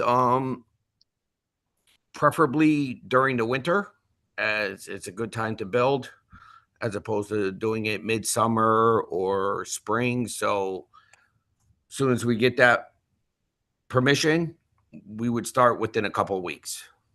Okay. Through you, Mr. Chairman, that's advantageous. There are osprey on the pond, and so the majority of construction would need to be done before they come back, which I believe is April.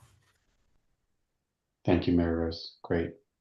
So this evening we can request additional information. We can issue a jurisdictional ruling or require a full application. What is the agency's purview or prerogative? I'm sorry. Say jurisdictional ruling. I'll second. Yeah, I don't see any issues with this one, though. Yeah, I agree. Okay. Someone make a motion? Is that a motion that you would make, Mr. Connors? Yeah, I'll make that motion. Okay. Who's going to second it? I'll second. Second by Mr. Gradwell. Any further discussion on the motion? Okay, Lisa, roll call vote.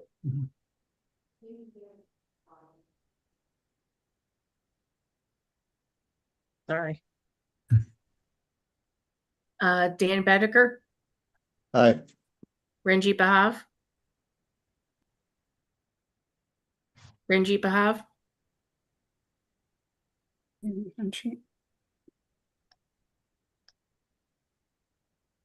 Ranjit. Yeah, sorry, I was on mute. Okay. Aye. Okay. Yeah, aye. Yep. Brian Black, Aye. Jim Connors. Jim. I see him saying aye. We don't hear Okay. you. Nick Ritchie, Aye. Julie Valvo, Aye. Buddy Field, Aye. Ray Gradwell, Aye. Brendan Magnan. Aye, the motion carries. You do have a jurisdictional ruling on this one, Mr. Rodriguez. Mayor Rose, give us the next one. All right.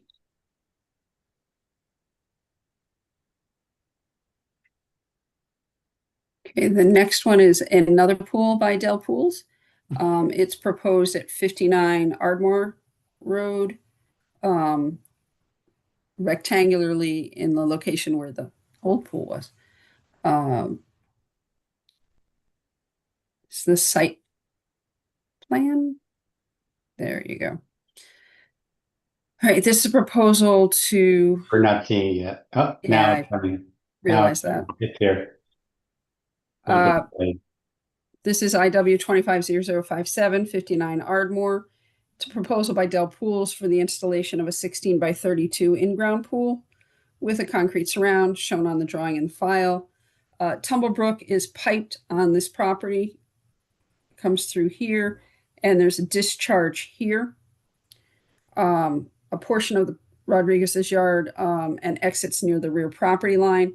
There's a drainage easement coming in from Woodruff Road over here, also to go to Tumblebrook.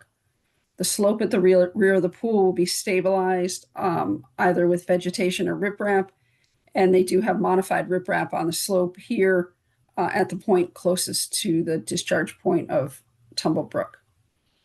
Mr. Rodriguez is here to answer any questions and give you an overview that I thought I was giving you before. So the discharge is over here, is in the old pool, and this is a drainage easement back here. Great. Questions for the applicant?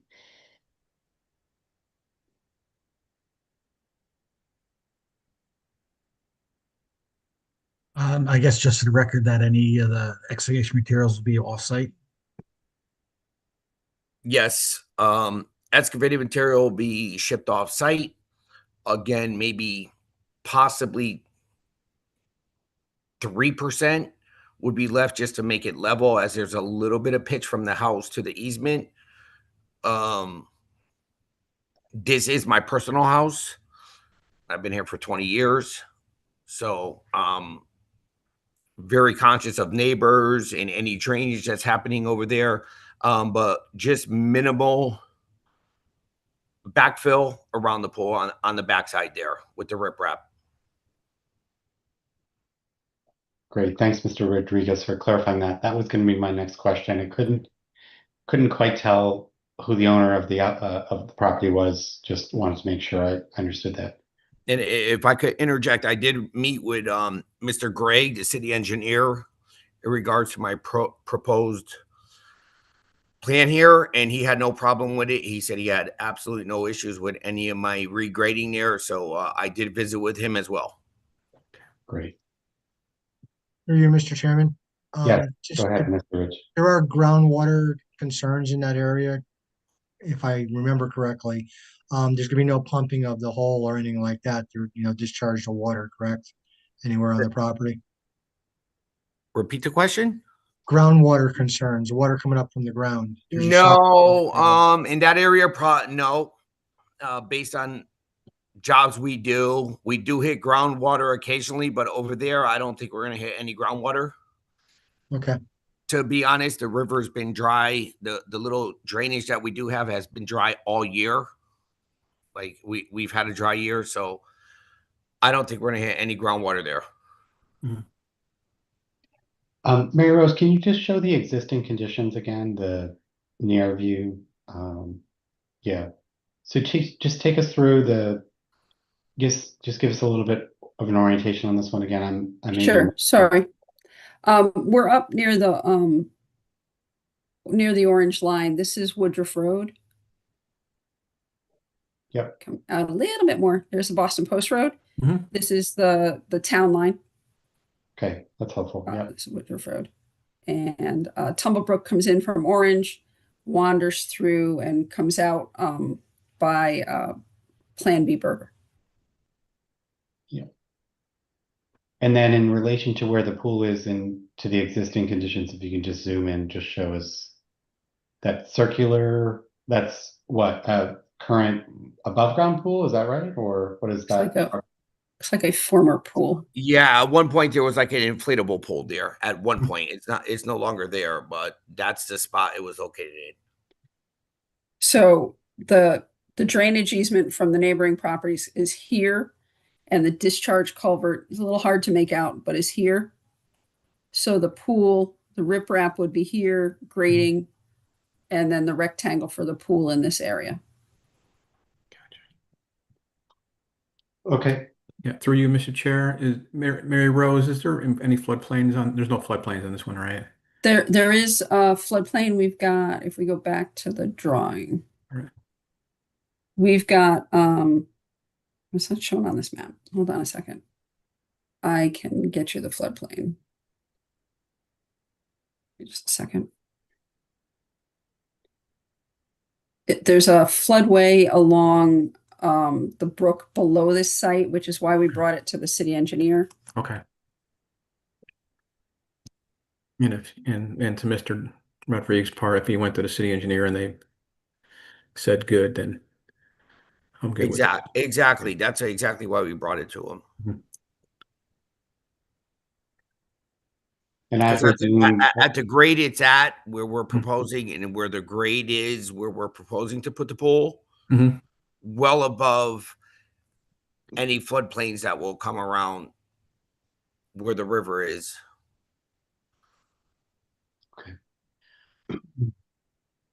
Narrows, for my benefit, does Mr. Pawlowski issue some sort of written confirmation that he's okay with this as presented, or how does that get documented or done? I was with Mr. Rodriguez when we talked to Mr. Pawlowski, but I can ask him to sign off on this. So what we've got here is historical flood zone. So Mr. Rodriguez's house is in a flood zone because the pipe, Mhm. the area was not always piped.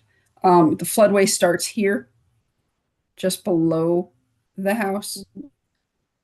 And this is an older photo, so you can see the blow-up pool. Unfortunately, property lines are not working on Municity at all anymore, so you can't see the property lines. So the proposed pool is in this area here, outside of the flood zone, outside of the floodway. Okay. The discharge from the culvert is about here. The pipe runs this way and up to Ardmore and then across, and I believe it's open across the street. And it's piped to here and it's open here.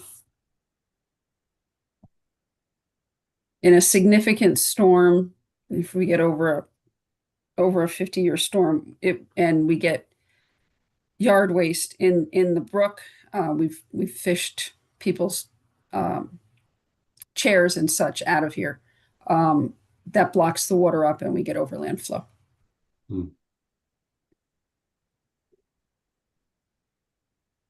If I could interject, the only time we've ever had an issue is when there was grates put on there from the city of Milford, I think mandated by the state of Connecticut, to block the culvert with grates. That's the only time we ever had it. I've been here for 20 years. That's the only time we ever had an issue. Understood. Okay. Any other questions for Mr. Rodriguez? Otherwise, we can issue a jurisdictional ruling or require a full application this evening. I think we should do a jurisdictional, just like we did with the last one. Okay, is that a motion? That is a motion, sir. Thank you. I'll second that. And there's a second from Mr. Black. Thank you so much, both of you. Lisa, roll call vote.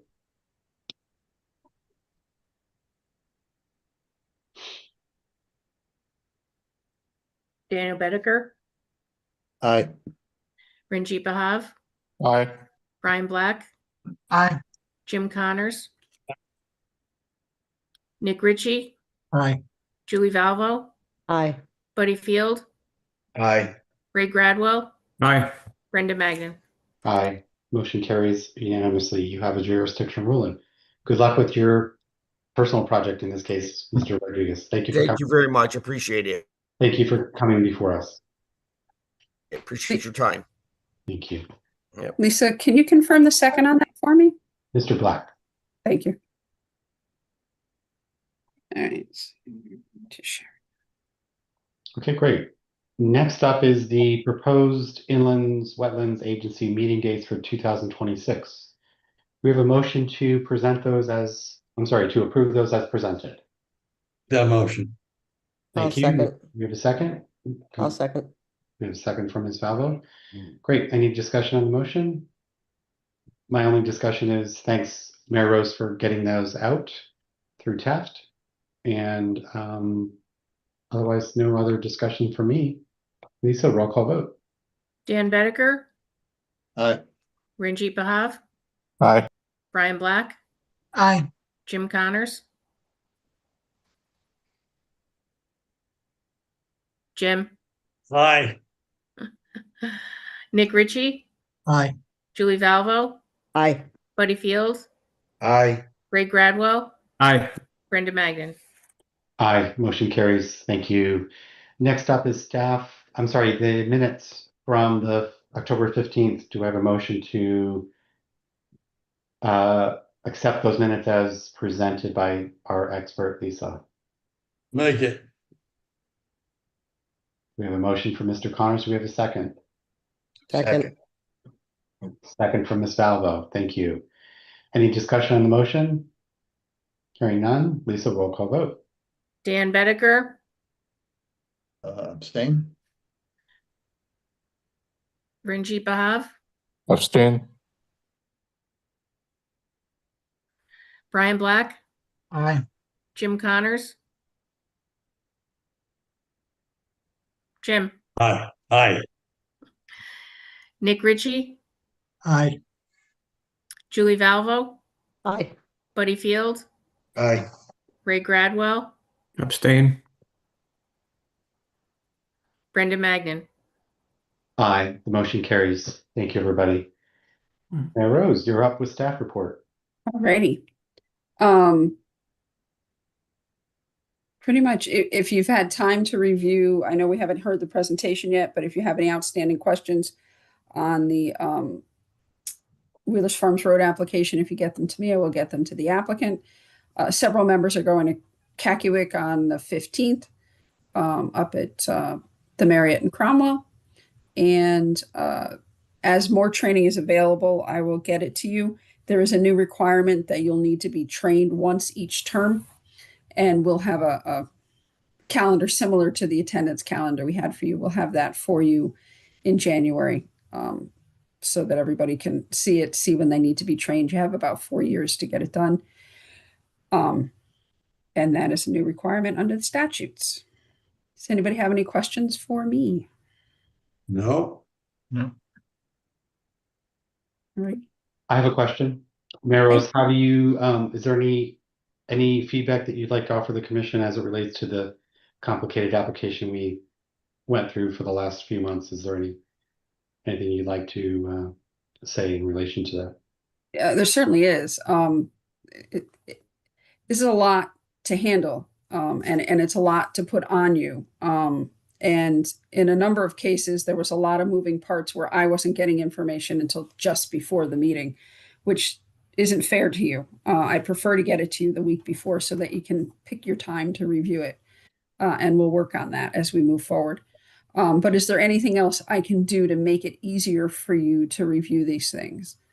You know, on large applications like the one we just had or the ones coming up, if you want paper plans, they present their own problems. They're large, they're bulky, you got to hold on to them. we can get those for you. You just need to let us know what we can do. But is there anything else that would have made this easier for you?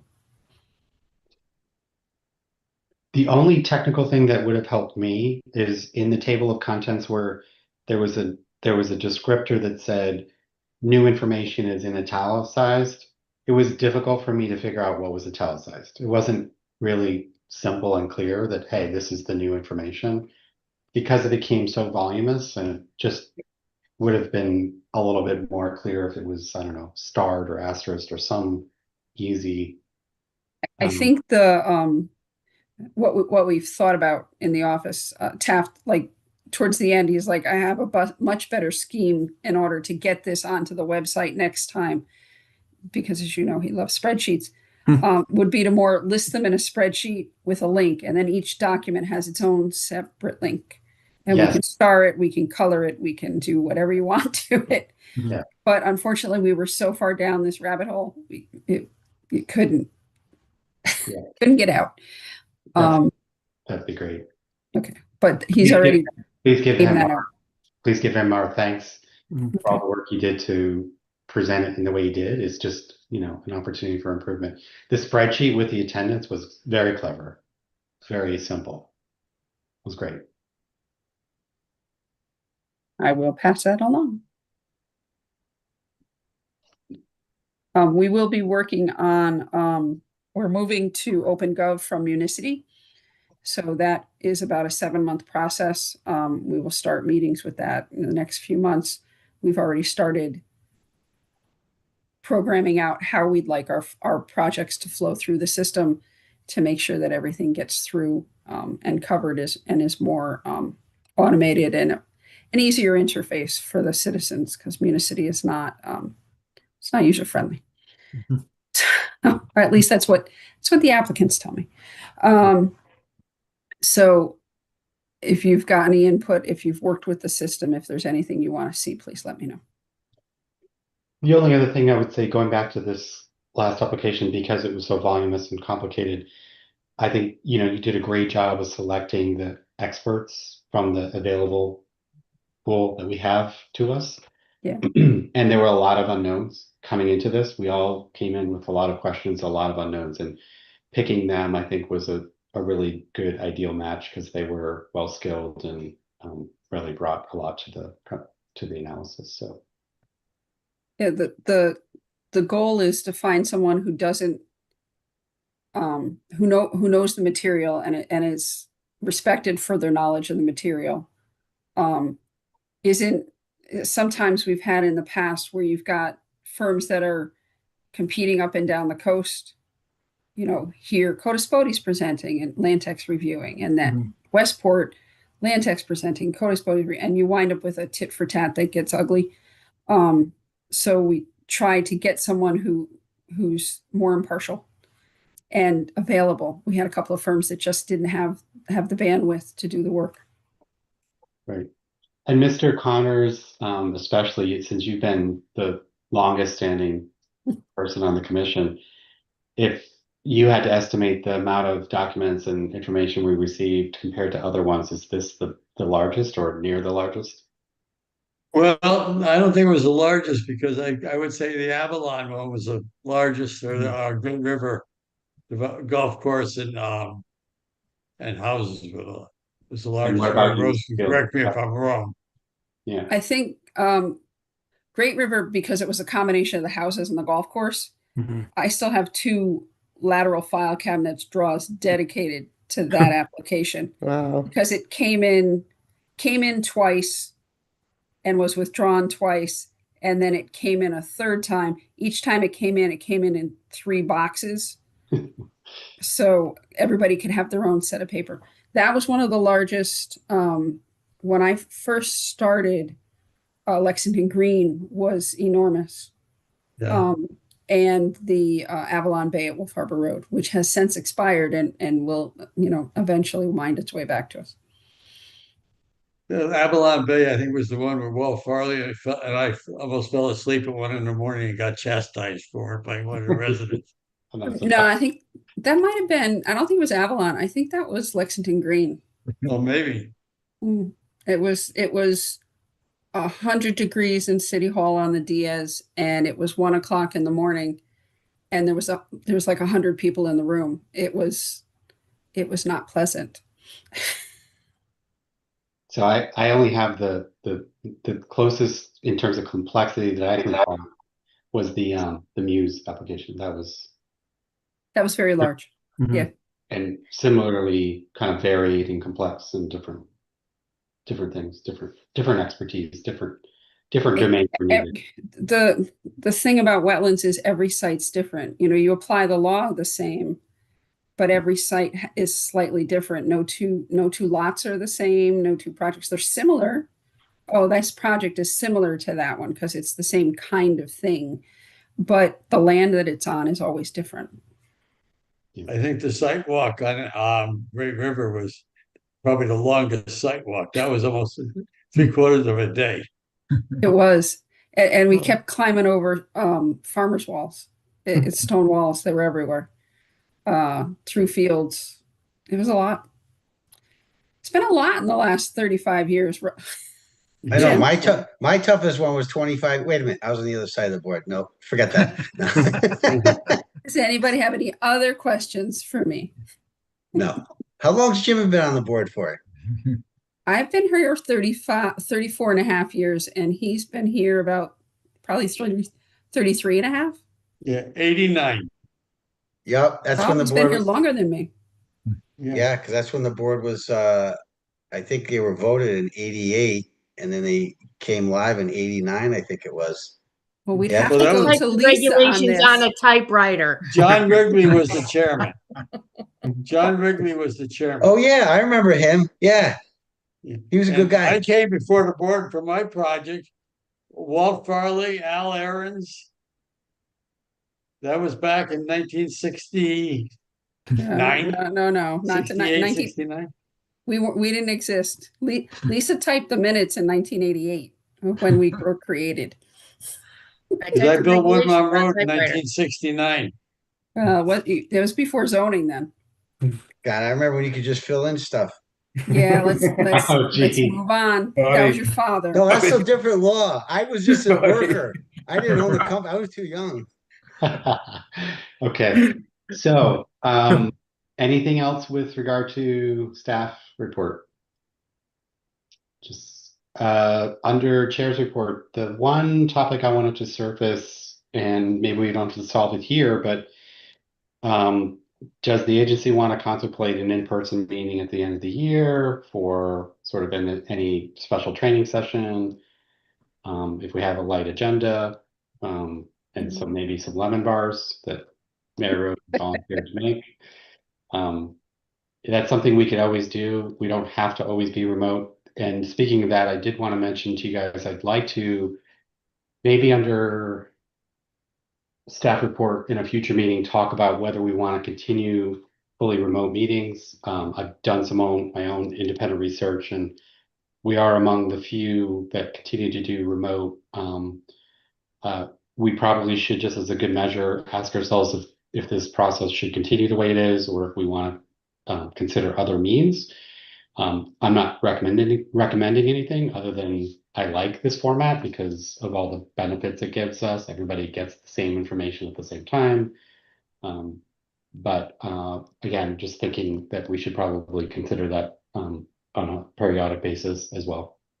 I've definitely done meetings both ways. And I like the in-person, but I like the remote for my situation when I'm not there in the winter. So yeah, I can be part of the meeting. Or we go fly down and spend time with Jim and have a meeting down in Florida in the winter. I'm good for that too. Yeah, me too. Yeah.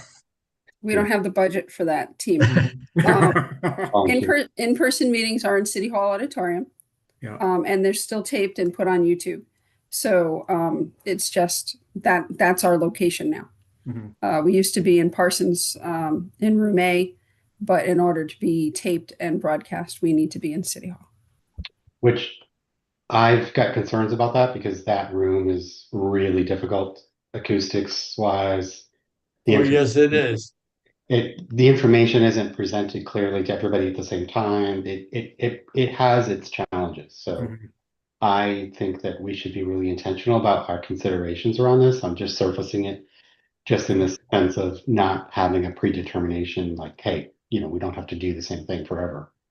But I'm also of the volition that if it works, if it's not broken, don't fix it. Right. Plus, in City Hall, they can throw things at you. That's true. Although All right, we run a can pretty we- good decorum. Yes. We Never like, come to that, buddy. Okay. So just some thoughts. I mean, we could have, if folks have any thoughts on an in-person meeting at the end of the year, let me know or let Mary Rose know. And we'd have to just coordinate the location and put it on the notice and all that good stuff. So we couldn't do that without at least a month's notice or Right. maybe a couple weeks notice. couple weeks. Okay. That's it for me. Do we have a motion to adjourn? I'll make it. And do we have a second? I'll second it. Great. Lisa, roll call vote. Dan Bedecker, Aye. Renji Bahav, Aye. Brian Black, Aye. Jim Connors, Aye. Nick Ritchie, Aye. Julie Valvo, Aye. Buddy Field, Aye. Ray Gradwell, Aye. Brenda Magnan. Aye, the motion carries. Thank you, everyone. Meeting is adjourned. Have a good night.